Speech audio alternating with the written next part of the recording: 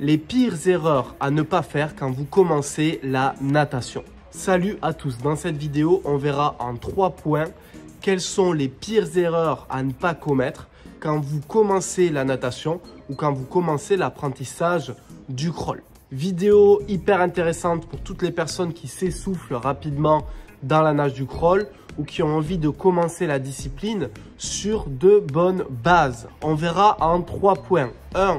Comment ne pas brûler les étapes et construire sa progression. En 2, on verra l'erreur fréquente d'inspiration et de cycle de respiration dans le crawl chez les débutants.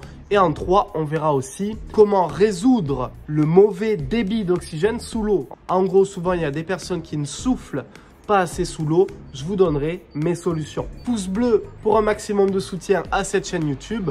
Comme je vous ai déjà dit, ce mois de décembre, je vous réserve des super vidéos natation.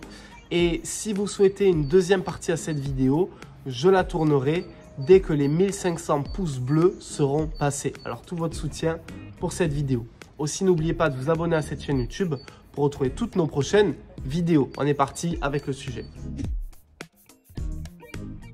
1. Brûler les étapes. Ça, c'est une erreur que je vois très souvent. C'est-à-dire que ce qu'on veut, par exemple, c'est se fixer un objectif. Je vais nager 1000 mètres en crawl sans m'arrêter. Et le but, c'est pas de nager 1000 mètres en crawl sans s'arrêter dès votre première semaine d'apprentissage. Il faut y aller par palier. Ne brûlez pas des étapes. Fixez-vous des objectifs assez élevés. C'est normal, il le faut. Mais par contre, ne vous mettez pas une pression monstrueuse si vous n'arrivez pas à finir votre premier 25 mètres en crawl. L'objectif, c'est d'y aller étape par étape. Pour ça, il y a une stratégie très simple, celle de la pyramide. La semaine 1, j'essaie de valider ma première longueur en crawl. Et la semaine 2, j'essaie de faire une longueur plus 10 mètres. Et peut-être que je vais réussir à faire 50 mètres. La semaine 3, je rajoute une longueur de plus. Donc, je vais faire 3 longueurs sans m'arrêter ou en soufflant un petit peu au bord. Et avec ce principe de pyramide, vous allez toujours et chaque semaine repousser un petit peu vos limites.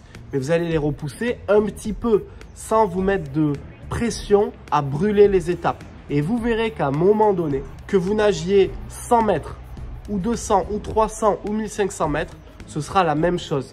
Car vous serez capable de gérer votre rythme, votre débit d'oxygène et votre calme dans l'eau. Deuxième partie de la vidéo, l'erreur que je vois souvent quand on débute, c'est de se caler sur une respiration en 2 temps pour combler les lacunes de respiration. En gros, respirer en 2 temps, ça veut dire que je vais inspirer toujours du même côté. J'inspire à droite, je passe un coup de bras, j'inspire à droite, 1 et 2, j'inspire à droite, 1 et 2. Et quand vous faites ça, vous mettez 2 lacunes. La première, c'est une lacune de débit d'oxygène, c'est-à-dire que vous ne gérez pas assez votre souffle pour être capable d'inspirer tous les 3 coups de bras. Donc première lacune, celle du débit d'oxygène. Deuxième lacune, celle de la technique, parce qu'en fait en inspirant, surtout quand on débute, tous les 2 coups de bras, vous créez une lacune en termes d'ouverture du buste et de rotation, vous créez une lacune en termes de glisse, vous créez des lacunes en termes de résistance et en termes de parasites dans votre avancement de votre corps dans l'eau. Donc, si vous inspirez tous les 2 coups de bras, c'est une lacune. Mieux vaut poser des bonnes bases et y passer plus de temps. Par exemple, je passe du temps à valider mes premiers 25, 50, 100 mètres en 3 coups de bras. Mais au moins, quand je le ferai et j'aurai des bases solides pour continuer ma progression. Si c'est un vrai problème, c'est tout simple. Vous n'avez qu'à venir en stage avec moi à Seignos. C'est un problème qu'on peut régler en une séance. Les liens des stages sont dans la description. Il y a déjà des dates qui commencent à être complètes pour 2024.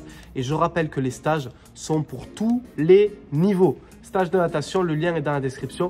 J'étais obligé de la placer, celle-là. Troisième erreur, l'une des pires erreurs, c'est de ne pas souffler sous l'eau. Et là, je vais vous donner une stratégie. Très souvent, on voit des personnes, des nageurs qui inspirent, qui bloquent. Et à un moment donné, en fait, tu n'as plus de ressources. Il faut faire circuler l'air quand vous nagez. Donc, j'expire suffisamment sous l'eau, sous la surface, et j'inspire suffisamment hors de l'eau, hors de la surface. Donc, gérer son débit d'oxygène, c'est hyper important, autant en termes d'inspiration par la bouche, je prends de l'air, autant en termes d'expiration par la bouche ou par le nez. Moi, j'ai une technique qui est assez intéressante que vous pouvez tous mettre en place, c'est de faire des expirations, je souffle, bruyantes.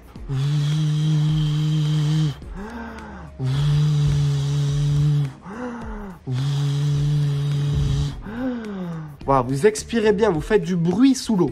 Et ça va vous obliger à souffler sous la surface. Ainsi, nous avons vu 3 pires erreurs à éviter quand on commence la natation ou l'apprentissage du crawl. Si vous souhaitez une partie 2 pour connaître d'autres erreurs, des erreurs supplémentaires à ne pas faire, un maximum de pouces bleus, je tournerai la partie 2 à 1500 pouces bleus. Et je ferai ça pour toutes mes prochaines vidéos YouTube.